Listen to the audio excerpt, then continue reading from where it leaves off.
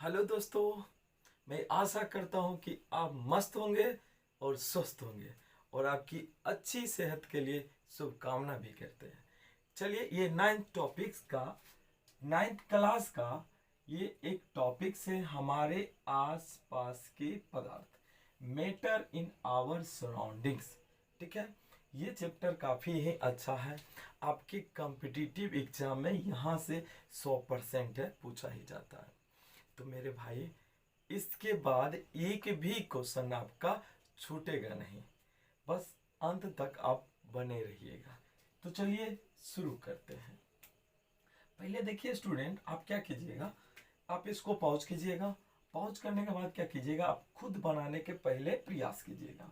ठीक है, उसके बाद क्या करना है, हम जो बताएंगे उसको आप मिलाएंगे कि कितना आपका सही हुआ। ठीक है, तो मैं आशा करता हूँ आप ऐसा ही करेंगे जैसा हम कह रहे हैं। चलिए तो शुरू करते हैं। द्रव्य है, निम्नलिखित में से द्रव्य क्या है, जानते हैं? बहुत सारे बच्चे हैं ना, यहीं पे इस वर्ड से ही कंफ्यूजन आ जाता है। एक समझ लेता है ये वाला द्रव और एक द्रव्य। ठीक है, द्रव का मतलब होता है तरल पदार्थ। तरल पदार्थ जैसे पानी, दूध, शहद। लेकिन यहाँ पर बिल्कुल अलग बात है। अब यहाँ द्रव्य का अर्थ क्या हुआ कि ऐसे पदार्थ जिसको कोई भौतिक प्रक्रिया से उसको तोड़ नहीं सकते हैं, उसी को हम द्रव्य कहते हैं। जैसे NaCl मतलब नमक, CaO ये चूना है, ये आपका चीनी का सूत्र है।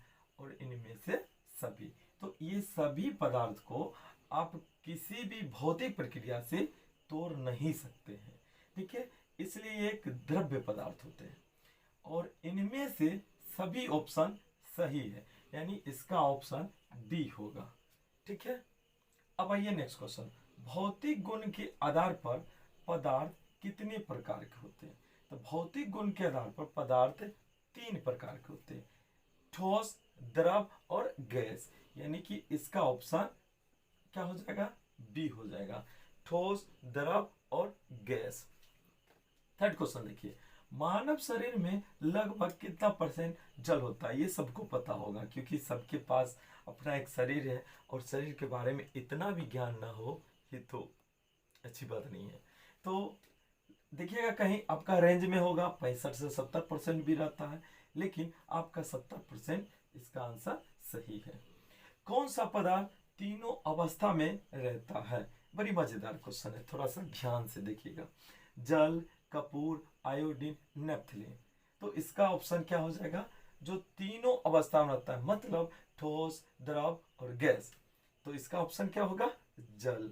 जल पता है ना, जल ठोस में भी रहता है, जो आप लोग बर्फ खाते होंगे। कब? गर्मी के मौसम में, ठंडा मौसम, गर्मी के मौसम में।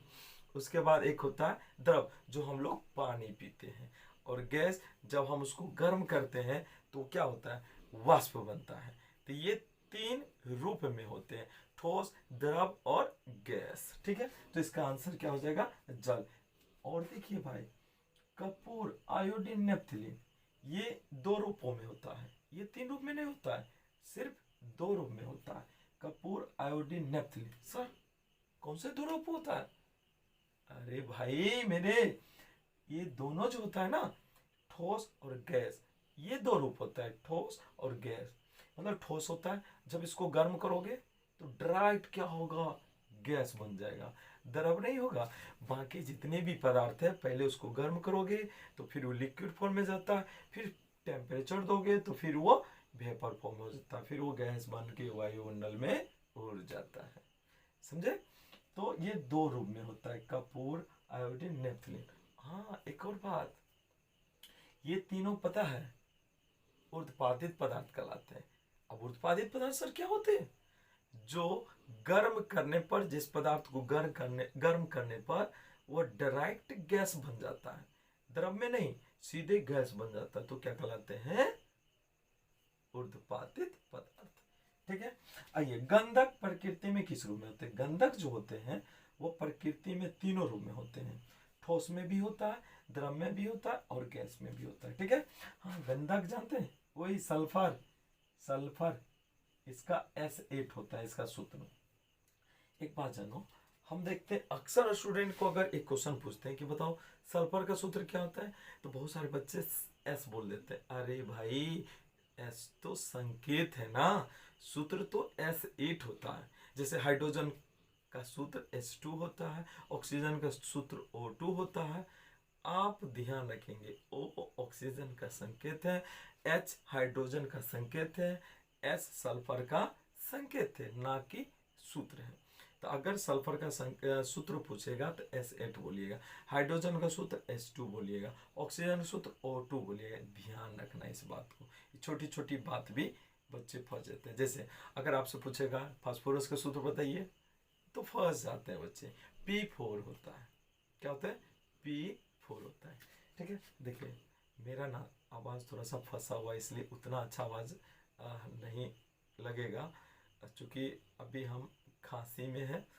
धीरे धीरे ठीक हो जाएगा, फिर मजा आएगा। ठीक है, आइए अब देखिए घनत्व डैश पदार्थ का सबसे अधिक होता है, तो ठोस द्रव गैस। अरे भाई ठोस का घनत्व सबसे ज्यादा होता है, क्यों? अरे भाई बात क्या है कि ठोस पदार्थ जो होता है ना, उसका कण बहुत नजदीक में होता है, बहुत नजदीक में होता है। अब बहुत नजदीक में अगर कण होगा तो क्या होगा? कणों की संख्या ज्यादा होगा, और कणों की संख्या बहुत ज्यादा होगा तो क्या होगी? द्रव्यमान ज्यादा होगा। द्रव्यमान ज्यादा होगा तो क्या होगा? घनत्व भी ज्यादा होगा, क्योंकि घनत्व बराबर होता है द्रव्यमान बटे आयतन। अगर मान लीजिए द्रव्यमान ज्यादा होगा तो घनत्व भी ज्यादा होगा, और आयतन कम होगा तो घनत्व भी ज्यादा होगा। यानी इसको आप बोल सकते हैं सर द्रव्यमान के समानुपाती होता है। अगर किसी चीज का अगर डेंसिटी को बढ़ाना है, घनत्व को बढ़ाना है, तो द्रव्यमान को बढ़ा दो। हाँ, एक और बात बता सकते हैं, घनत्व को बढ़ाने के लिए आयतन को घटा सकते हैं। आयतन घटेगा तो घनत्व बढ़ जाएगा। ठीक है, तो ठोस के जो कण होते हैं बहुत सटे होते हैं, पास पास होते हैं, इसमें रिक्त स्थान कम होते हैं, जिसके कारण ठोस पदार्थ का जो मास होता है वो ज्यादा होता है। ठीक है, आ जाइए आगे नेक्स्ट क्वेश्चन, 7वीं क्वेश्चन की ओर बढ़ते हैं हम लोग। किस पदार्थ का क्रिस्टलीय ज्यामिति निश्चित होता है? नमक का, चीनी का, रबर का। यहाँ पर ऑप्शन एक डी हम डाल देते हैं, ए एवं बी दोनों, एवं बी दोनों। किस पदार्थ का क्रिस्टलीय ज्यामिति निश्चित होता है? तो नमक और चीनी दोनों होता है। ठीक है, तो ऑप्शन इसका डी हो जाएगा, रबर का नहीं होता है। अब कहोगे सर क्रिस्टलीय ज्यामिति निश्चित होता है मतलब कि इसका जो कण का अरेंजमेंट होता है वो एक सिस्टमेटिक ढंग से सजा होता है। जैसे देखो अगर यहीं पे हम बनाते हैं तो देखिए, अगर मान लो इसके कण ऐसे हैं तो इसका अरेंजमेंट एकदम बिल्कुल एक सिस्टमेटिक ढंग से होता है, इस तरह से अरेंजमेंट हो। लेकिन जब देखिएगा रबर का तो ऐसा नहीं होगा। अगर यहाँ है तो यहाँ आगे फिर आगे पीछे, इस तरह से इसका अरेंजमेंट उतना अच्छा नहीं होता है। इसका कण जो होता है आगे पीछे ऐसे अरेंजमेंट होता है। ठीक है, इसलिए NaCl हुआ, चीनी हुआ, ये सब के जो कण होते हैं वो कैसा होता है? एकदम उसका अरेंजमेंट यानी कणों का जो व्यवस्थित क्रम होता है वो एक निश्चित होता है। इसलिए इस पदार्थों का क्रिस्टलीय ज्यामिति क्या होता है? एकदम निश्चित होता है। अच्छा ये इधर देखते हैं, आयतन कम करके घनत्व को डैश किया। अभी मैंने चर्चा किया था कि दो स्थिति में घनत्व बढ़ेगा। एक मास को बढ़ा दो, द्रव्यमान अगर बढ़ा दोगे तो घनत्व बढ़ जाएगा, या दूसरे शब्दों में कहा जाए तो आयतन को कम कर दो तो घनत्व क्या होगा? बढ़ जाएगा। अब देखिए यहाँ पे घनत्व का सीजीएस मात्रक क्या? बड़ी स्टार क्वेश्चन, इसमें फंस जाता है स्टूडेंट, अक्सर फंस जाते हैं। घनत्व का सीजीएस पद्धति में, तो सीजीएस पद्धति में अगर कहेगा तो सीजीएस पद्धति में अगर दूरी का होगा तो सेंटीमीटर, द्रव्यमान के क्या होता है बताओ? ग्राम होता है, द्रव्यमान का ग्राम होता है। और घनत्व बराबर आपका क्या होता है? घनत्व बराबर क्या होता है? द्रव्यमान बटे आयतन। तो द्रव्यमान का मात्रा क्या हो जाएगा सीजीएस में? द्रव्यमान का ग्राम है ना, ग्राम है तो ग्राम हो गया, अब बटे आयतन, आयतन का क्या होगा? सेंटीमीटर क्यूब हो जाएगा। तो घनत्व का अगर सीजीएस मात्रक पूछेगा तो ग्राम प्रति सेंटीमीटर क्यूब होता है। तो पूछेगा सीजीएस पद्धति में घनत्व का मात्रक क्या होता है, तो ग्राम प्रति सेंटीमीटर क्यूब होता है। ठीक है, अब देखिए बात ये भी समझ में आ गया होगा। ऊर्ध्वपातित पदार्थ कौन है, तो देखिए यहाँ अमोनियम क्लोराइड है, नमक है, कपूर है और इनमें से सभी है। तो ऊर्ध्वपातित पदार्थ अमोनियम क्लोराइड भी होता है, नमक भी होता है और कपूर होता है। ऊर्ध्वपातित पदार्थ का मतलब हमने आपको पहले शुरू में समझाए थे कुछ बातें, कि वैसे पदार्थ जिसे गर्म करने पर सीधे गैसीय रूप में परिवर्तित होता है, तो वैसे पदार्थ को हम ऊर्ध्वपातित पदार्थ कहलाते हैं। और ये जो प्रक्रिया है ये ऊर्ध्वपातन कहलाते हैं। ठीक है, तो ऊर्ध्वपातित पदार्थ जैसे आपका अमोनियम क्लोराइड हो जाएगा, नेप्थलीन हो जाएगा, सोडियम क्लोराइड हो जाएगा, उसके बाद आयोडीन बोल देना, तो ये सब क्या होते हैं, ये सब क्या होते हैं, ऊर्ध्वपातित पदार्थ होते हैं।